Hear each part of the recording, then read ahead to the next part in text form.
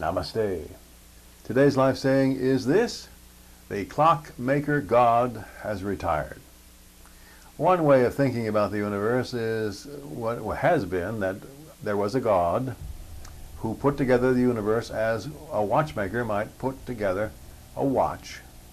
And then when the watch was completed and wound up and running, the God left and left the watch to its own devices, so to speak.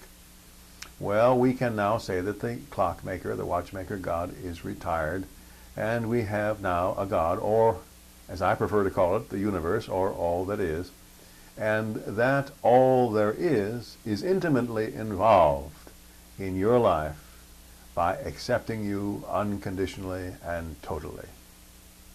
May you and all sentient beings know happiness and the root of happiness. Namaste.